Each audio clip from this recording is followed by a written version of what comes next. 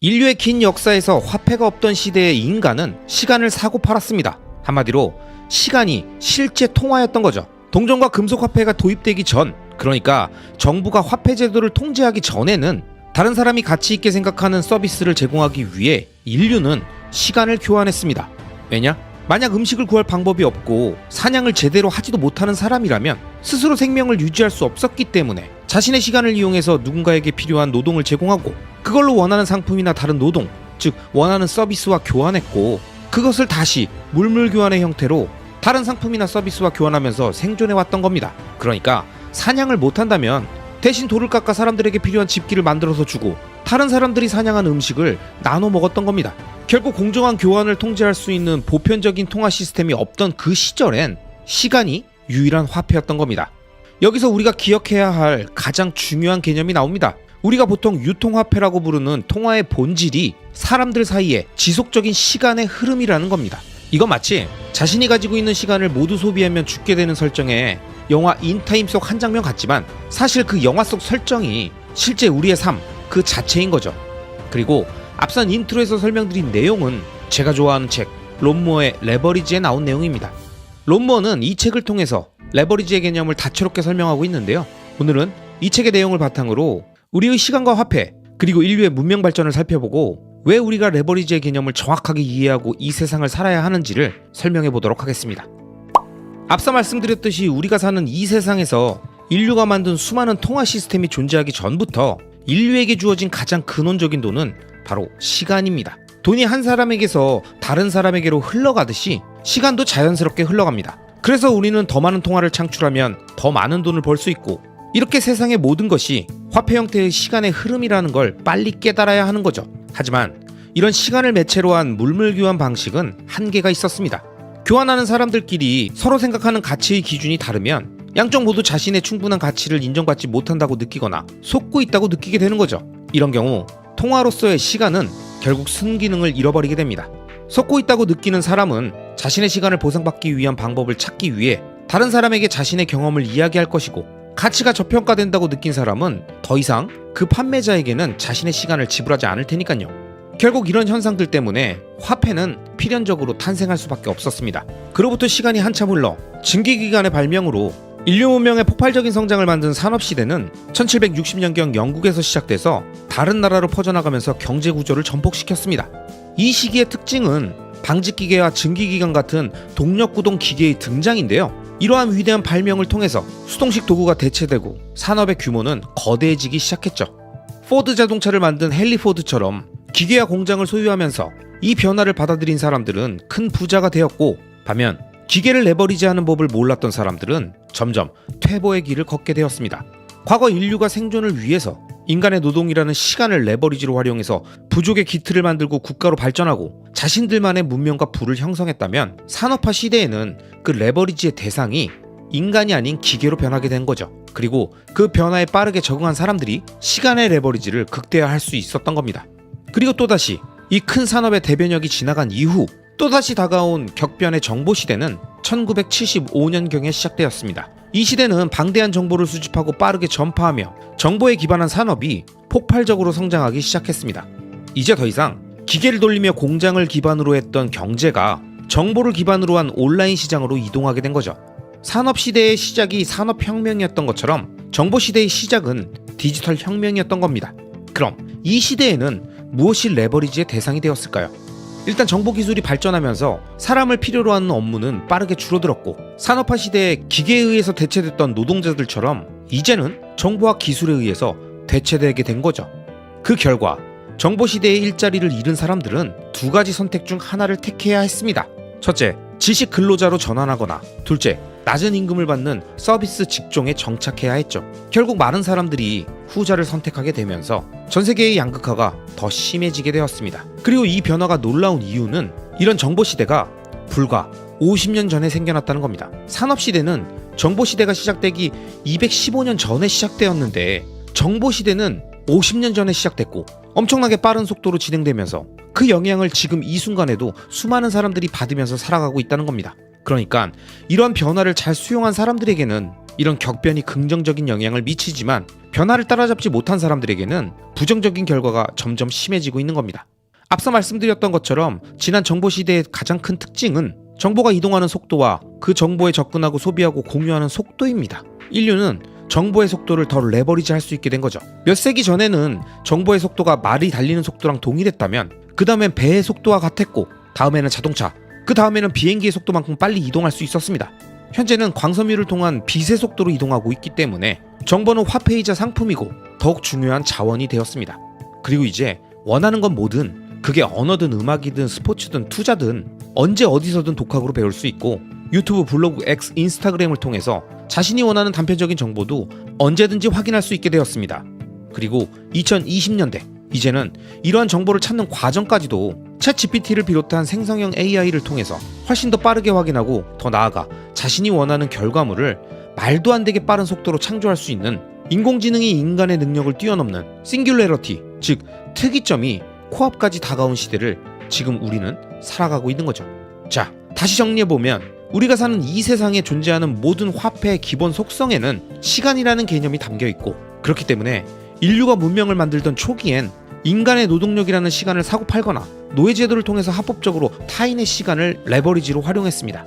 그러다 산업혁명이 일어나며 인간보다 훨씬 더 빠르게 많은 일을 할 수 있는 기계의 시간을 레버리지로 사용해 폭발적인 생산량을 만들어냈고 인터넷 혁명을 통해 원하는 정보를 빠르게 찾고 조합해서 새로운 가치물을 만들어내고 이것을 수많은 사람들에게 순식간에 확산시킬 수 있게 되면서 사람들은 정보의 생산과 제공, 확산의 전 과정에서 발현되는 시간의 단축이 가장 강력한 레버리지 수단이라는 걸 깨닫게 되었고 이제는 이 과정을 AI를 통해서 말도 안 되는 속도로 단축시키고 심지어 인간이 생각하지 못하는 영역까지 스스로 생성하는 단계까지 진화하면서 통화의 본질인 시간의 레버리지 속도가 기존과는 비교할 수 없이 엄청나게 빠른 시대로 들어가고 있는 겁니다. 자, 그럼 우린 여기서 무엇을 깨달아야 할까요? 우리가 인류의 역사 속에서 알 수 있는 가장 중요한 개념은 인류의 진화 과정에 등장했던 모든 레버리지의 수단들, 인간의 노동시간, 기계를 통한 노동시간의 단축, 인터넷을 통해 정보를 분석하고 가공하고 생산, 유통하는 산업 전 과정에서의 시간 단축, 그리고 AI를 통해 기존의 시대와는 차원이 다른 학습 속도와 발전을 보이며 인간의 능력을 뛰어넘는 새로운 존재의 등장이 가지고 올 시간의 초월까지 이 모든 과정의 변화 흐름을 정확히 읽고 그 수단들을 레버리지로 사용한 자들만이 경제적 자립과 진정한 시공간의 자유를 누릴 수 있다는 사실입니다. 자, 그럼 우리는 어떤 생각을 갖고 미래를 대비해야 할까요? 여기에 대해서는 아직 가보지 않은 길이기 때문에 그 누구도 명확하게 답할 수는 없겠지만 저는 세계적인 석학인 사피엔스의 저자 유발 하라리 히브리대 역사학과 교수의 책 호모데우스에 나온 내용과 그의 인터뷰 내용을 통해서 대신 설명드리고자 합니다. 그는 이 책에서 미래를 지배하는 힘의 원천이 과거에는 토지의 집중에 있었으며 이에 따라 귀족과 평민으로 구분되었고 근대에 와서는 자본제의 집중에 따라서 자본가와 노동자로 구분되었으며 지금은 데이터가 자본제를 대신하며 데이터의 집중에 따라 인간의 삶이 완벽히 갈리는데 이건 앞선 토지와 자본제의 집중에 따른 계층의 구분 정도가 아니라 아예 두 종으로 구분될 정도의 강력한 힘을 갖고 있다고 말합니다. 그러면서 데이터가 미래의 권력이며 데이터를 지배하는 국가와 기업과 개인이 경제적 정치적 이익을 누리고 나머지 대다수는 뒤처지게 될 수 있다는 거죠. 그럼 이런 관점에서 볼 때 미래를 준비하는 현명한 투자자라면 무엇을 해야 할까요? 저는 현재 미래의 권력인 데이터에 집중하면서 지금 이 순간에도 미래의 엄청난 레버리지로 돌아올 전 세계의 수많은 데이터를 수집하고 분석해서 자신만의 혁신적인 제품과 서비스를 만드는 기업에 관심을 갖고 있어야 한다고 생각합니다.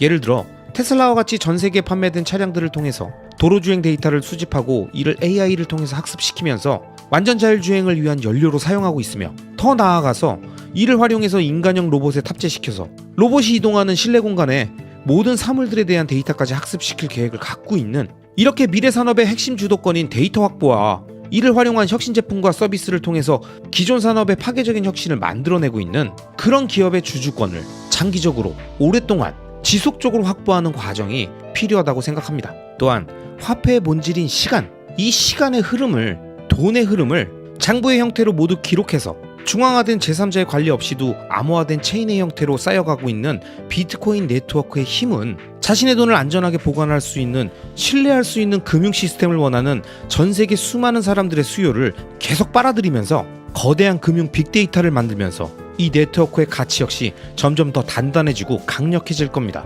그리고 마지막으로 매일매일 열심히 일하고 있는 현재 우리가 하고 있는 일이 10년 후에도 20년 후에도 계속될 거라는 생각은 위험할 수 있습니다. 이에 대해서 유발 하라리는 이렇게 말합니다. 20년 후의 세상은 아마 아주 빠른 속도로 끊임없이 변화하고 있을 것이다. 20년 후의 노동시장을 보면 아마 새로운 기술을 배우는 일을 평생 하고 또 해야 할 것이다. 젊었을 때 배운 것들을 평생 하는 일은 없을 것이고 학습의 기술, 변화의 기술에 초점을 맞추는 게 가장 중요하다. 어떻게 하면 유연한 마음을 가질 수 있을까? 끊임없는 변화, 불확실성, 실패를 어떻게 대처할 것인가를 봐야 한다. 사람들은 변화에 적응하기를 어려워한다. 나이가 들수록 더 그렇다. 이미 세상에 대해 알고 있는 것들이 있고 습득한 기술이 있기 때문이다. 큰 변화가 일어나면 이미 알고 있는 것들을 내려놓아야만 한다. 내가 알던 것들, 할 줄 아는 것들이 점점 무의미해지면서 새로운 기술을 익혀야만 한다.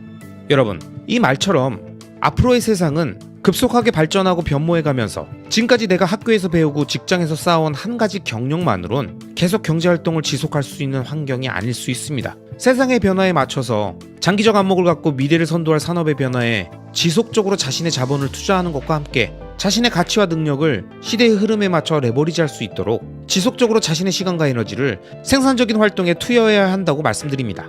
저 역시 현재 이러한 생각으로 매일 데이터를 쌓는다는 생각으로 퇴근 후에 원고를 쓰고 편집을 하고 주말에도 쉬지 않고 유튜브 영상을 제작하면서 제 생각과 투자에 대한 관점을 언제 어디서든 구독자님들이 보실 수 있게 컨텐츠로 쭉 만들고 있는 겁니다. 자, 그럼 방대하게 펼쳐졌던 오늘 영상의 주제였던 레버리지와 관련돼서 롬모의 의견으로 영상 마무리하도록 하겠습니다. 레버리지는 다른 사람들의 시간, 경험, 네트워크를 통해서 더 짧은 시간에 더 많은 일을 하는 것이다. 지금 준비되어 있지 않다고 해도 레버리지를 시작해야 한다. 시간을 소비하지 말고 투자하라. 다른 사람들이 당신을 위해 일하게 만들어라. 레버리지를 수용하면 시간을 자유롭게 사용할 수 있고 절약된 시간에 더 많은 돈을 벌고 당신이 좋아하는 일을 할 수 있다. 당신에게 가장 높은 가치를 가진 분야에서 성장하고 다른 모든 것들을 놓아버려라. 레버리지는 연금이나 은퇴, 영원히 오지 않을지도 모를 나중을 위해서 행복을 연기하는 것이 아니라 지금 이 순간의 변화를 만들어내고 다른 사람들을 위해 봉사하면서 하루하루를 즐기고 원하는 일을 하면서 성취감을 느끼는 고양된 삶이다. 노년이 되어서야 할 수 있는 것이 아니다. 당신이 비전을 가지고 있는 한 이 모든 것들을 지금 이룰 수 있다. 당신은 이제 선택해야 한다. 레버리지 할 것인가? 레버리지 당할 것인가? 2차 세계대전이 한창이던 1942년에서 43년 독일과 소련이 맞붙은 스탈린그라드 전투는 역사상 가장 큰 전투 중 하나였습니다. 그리고 이 전투 중에 일어난 지금부터 제가 설명드릴 믿기지 않는 이야기는 이 채널을 구독하시는 많은 투자자분들께 리스크에 대한 깊은 화두를 던질 겁니다. 때는 1992년 말 독일의 전체 부대가 스탈린그라드 도시 밖 풀밖에서 공격을 위해 대기 중이었습니다. 그러다 최전선에서 탱크가 간절히 필요해진 순간 모두를 놀라게 만들 일이 일어났습니다. 바로 거의 모든 탱크가 움직이지 않았다는 것. 풀숲에 대기했던 탱크 부대의 104대 중에서 겨우 20대 정도만 움직이고 나머지 탱크들은 모두 멈춘 거예요. 어떻게 이런 일이 일어날 수 있었을까요? 그 원인을 파악하기 시작했던 독일 엔지니어들은 금세 무엇이 문제인지를 찾아냈다고 합니다. 이 당시 상황에 대해서 역사가 윌리엄 크레이그는 이렇게 표현했습니다.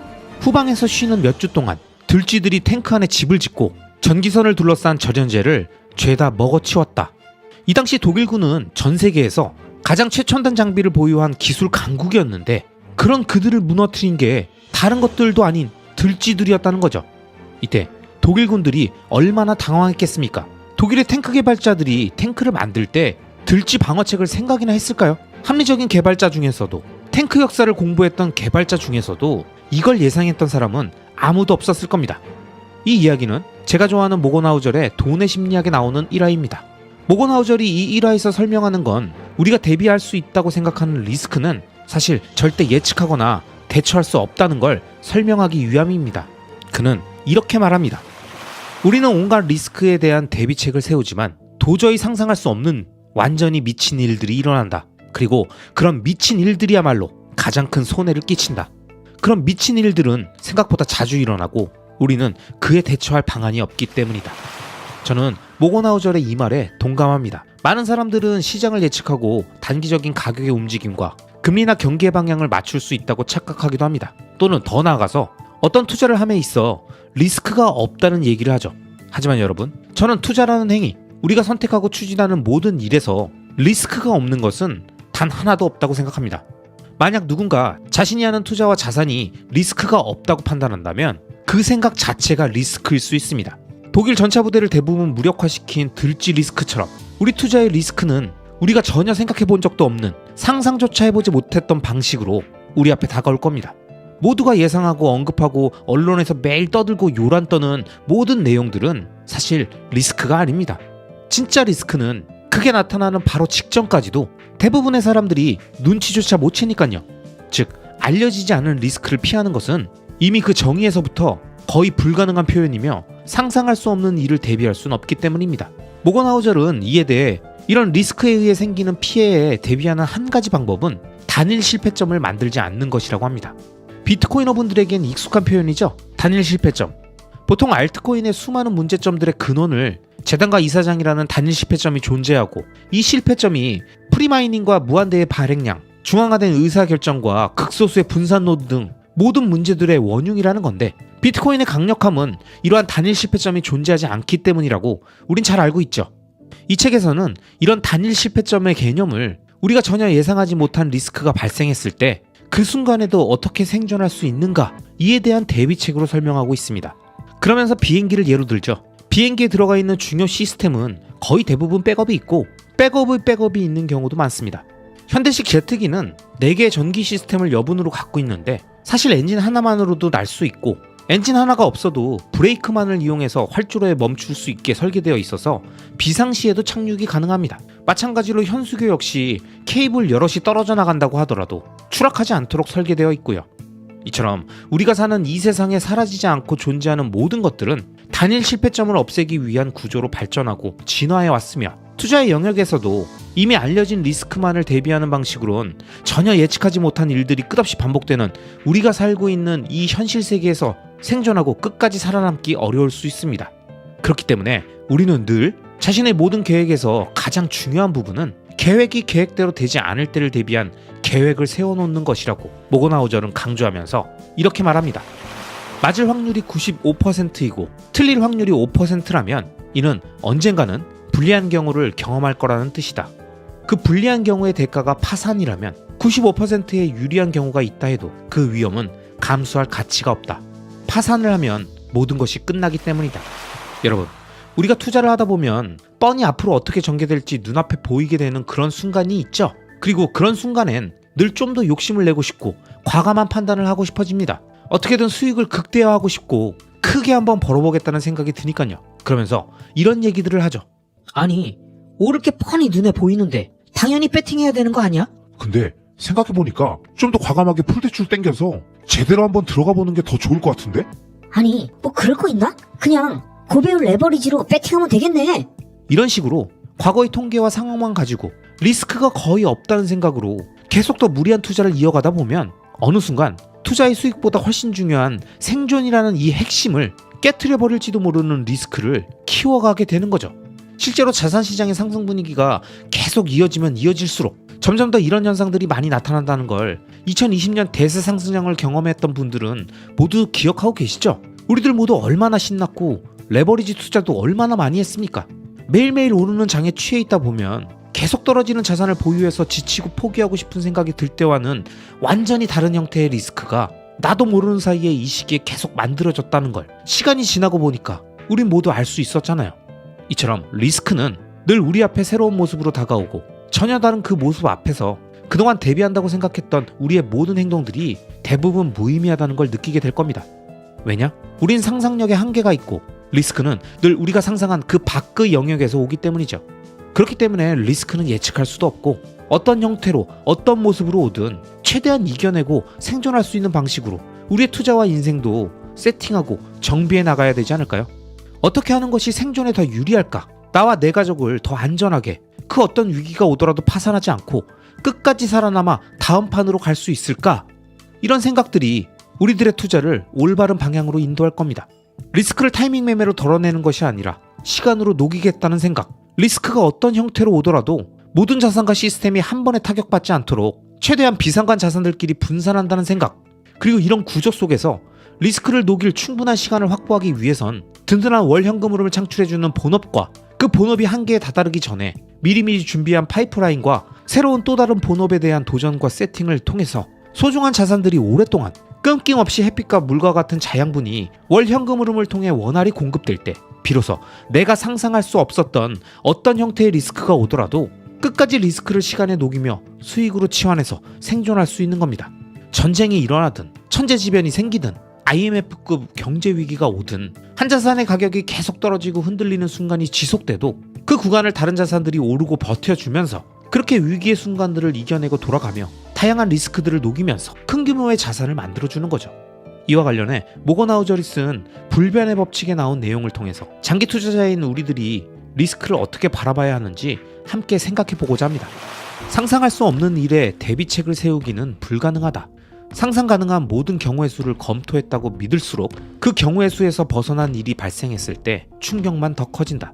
하지만 아래 두 가지를 기억한다면 그나마 도움이 될 것이다. 첫째, 캘리포니아 사람들이 지진을 바라보는 것처럼 리스크를 바라보자. 그들은 대규모 지진이 언제고 반드시 일어날 것이라고 생각한다. 하지만 언제, 어디서, 어떤 강도로 일어날지는 모른다. 비록 정확히 예측할 수는 없지만 구급대원들이 준비되어 있고 어쩌면 지진이 100년 동안 일어나지 않을 수도 있지만 건물이 지진을 견딜 수 있도록 설계되어 있다. 나심 탈레브는 말했다. 예측이 아니라 준비성에 투자하라. 핵심을 찌르는 말이다. 정확한 예측이 있어야 대비를 하겠다고 생각할 때 리스크는 위험한 것이 된다. 오로지 예측에만 의존하기보다는 언제 어디서 닥칠지 모를지라도 리스크가 언제고 반드시 올 것이라고 예상하고 있는 편이 낫다. 사실 예측은 헛소리거나 이미 누구나 아는 내용인 경우가 대부분이다. 예상과 예측은 다르다. 그리고 다가오는 리스크를 알 수 없는 세상에서는 예측보다 예상이 더 유용하다. 둘째, 상상할 수 있는 리스크만 대비하면 상상하지 못한 리스크는 준비되지 않은 채로 맞아야 한다는 사실을 기억하라. 그러니 개인 재정을 관리할 때는 너무 많다 싶은 액수가 적절한 저축액이라고 생각하라. 저축액은 과하다고 느껴질 정도가 돼야 한다. 스스로 감당할 수 있다고 생각하는 부채 액수의 경우도 마찬가지다. 그 선을 어느 정도로 생각했든 실제로 당신이 감당할 수 있는 액수는 그보다 적을 가능성이 크다. 당신의 현재 대비 수준이 합당하게 느껴져서는 안 된다. 세상을 뒤흔든 중요한 역사적 사건들은 그 일이 실제로 터지기 전에는 비현실적이고 터무니없는 시나리오로만 보였다는 점을 떠올려봐라. 대개의 경우 충격적인 사건 앞에서 당황하는 것은 대비책을 세우지 않았기 때문이 아니다. 쉼없이 노력하면서 상상 가능한 모든 시나리오를 검토한 가장 똑똑한 사람도 때로는 실패한다. 가능하다고 여겨지는 모든 상황에 대한 대비책을 세우고도 전혀 상상치 못한 일에 급습당하는 것이다.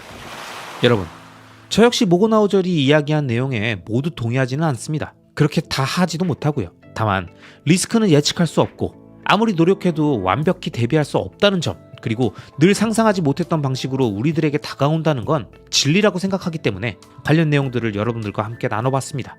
제가 장기 투자의 슬로건처럼 언급하는 최소 2030년까지 열심히 일해서 구축한 탄탄한 본업을 바탕으로 리스크를 시간에 녹이며 장기 투자와 자기 개발을 이어간다면 그 어떤 형태의 리스크가 오더라도 다 견뎌낼 수 있지 않을까요?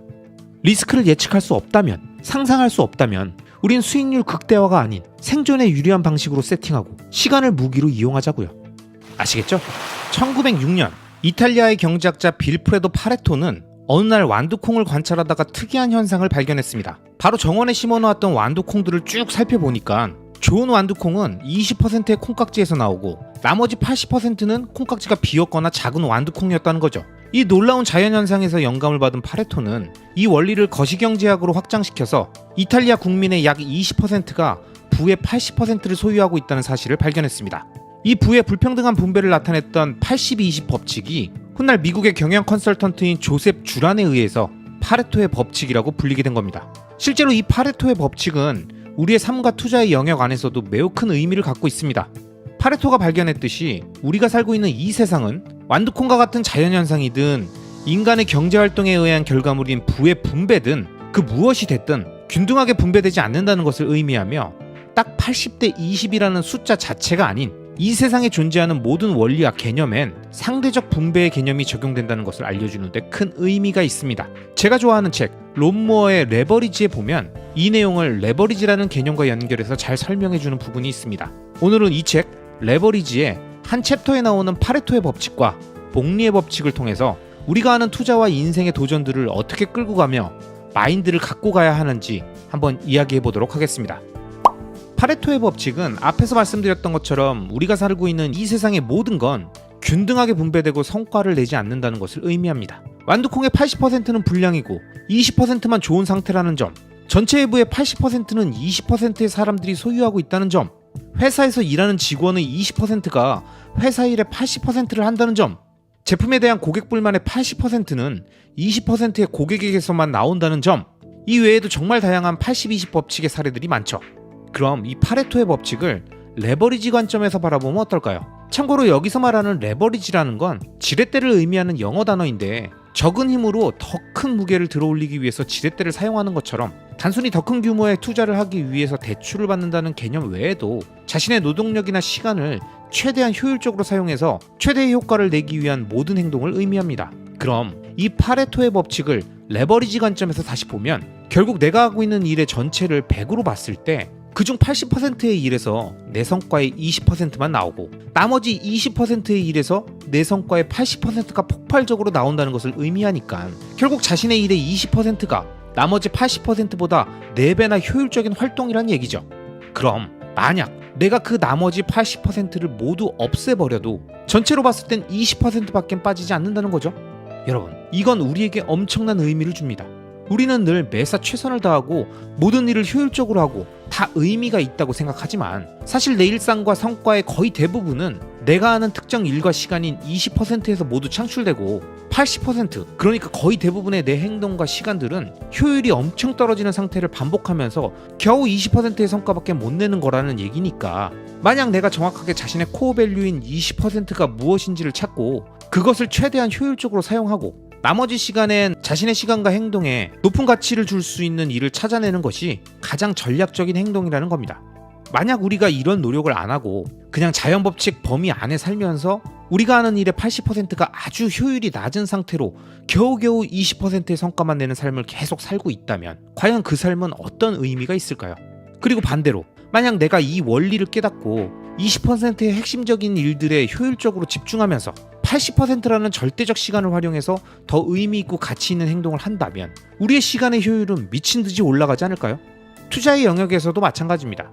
만약 우리가 투자하는 자산들이 있다면 그 자산들 중 80%는 전체 수익의 20%만 깔아주고 나머지 20%의 핵심 자산들이 전체 수익의 80%를 하드캐리해주는 게 일반적인 포트폴리오입니다. 그래서 제가 인덱스 투자나 같은 자산군 안에서의 여러 종목의 분산 투자를 그닥 선호하지 않는 겁니다. 어차피 그 수많은 종목들 중에서 자신의 투자 수익률을 끌어올릴 수 있는 자산은 소수로 정해져 있는데 그게 뭔지 모르겠고 판단할 능력이 안 된다고 생각하니까 그냥 가능성 있는 것들을 일단 다 담고 아예 다 집어넣고 믹서로 갈아서 갖고 있겠다는 게 인덱스 투자를 하는 방식인 건데 이건 파레토의 법칙으로 보면 그냥 20%와 80%를 구분하지 못하게 섞어놓겠다는 의미밖에 없다는 겁니다. 사실 어떤 자산에 투자를 할 땐 또는 어떤 행위를 할 땐 확신이 있어야 합니다. 처음부터 완벽하진 않아도 일단 과감하게 시작할 동기를 줘야 되고 그렇게 시작한 투자나 행위가 가시적 성과를 주면서 점점 믿음이 생기니까 그 20%의 자산과 행위에 계속 힘을 실어주면서 자신의 80%의 부와 성공을 만들어내는 거죠. 여러분 생각해보세요. 뭐가 오를지 모르니까 인덱스 투자를 하겠다고 하는 건데 그럼 직업은 어떻게 골랐고 본인이 하고 있는 사업은 어떻게 고르고 과감하게 시작했고 실거주 부동산은 뭘 기준으로 그 큰 돈을 하나의 물건에 투자했습니까?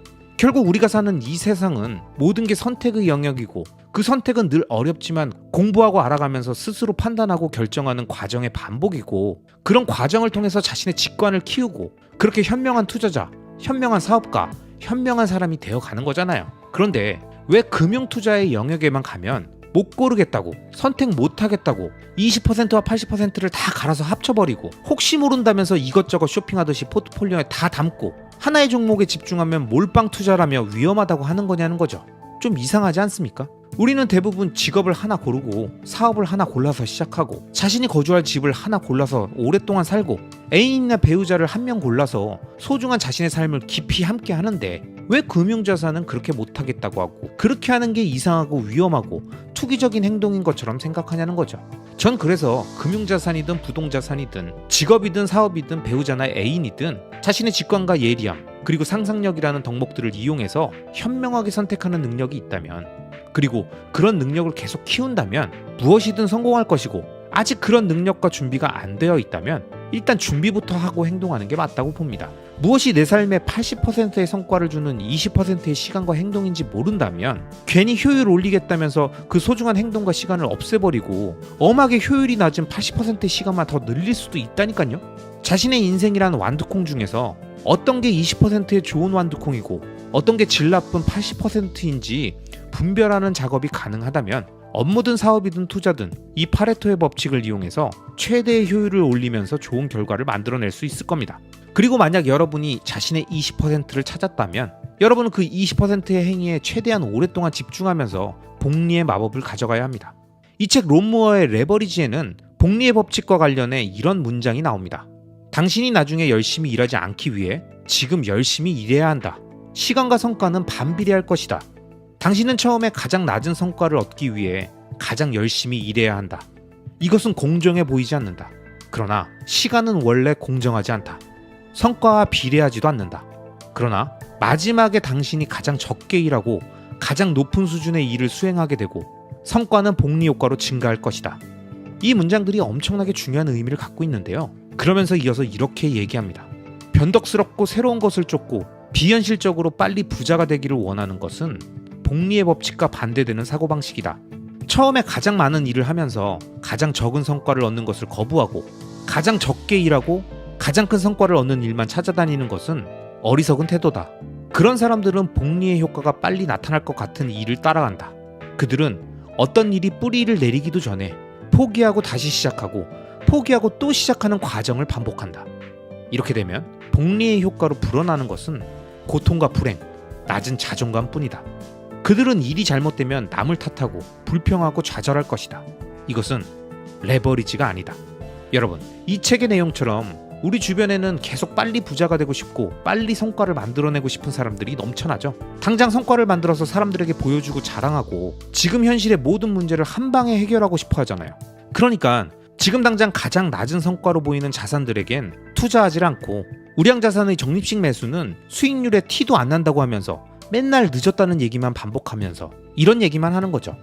야, 그거 티도 안 나는 적립식 매수 그만하고 지루한 자산 들고 있으면서 장기적으로 우상향한다는 뻔한 얘기 좀 그만하고. 한 방에 팍팍 올라서 인생 역전할 수 있는, 소액으로도 대박 날 수 있는 그런 걸 하란 말이야. 그러나 이런 마인드는 복리의 법칙에 완벽히 위배된다는 것을 우린 기억해야 합니다.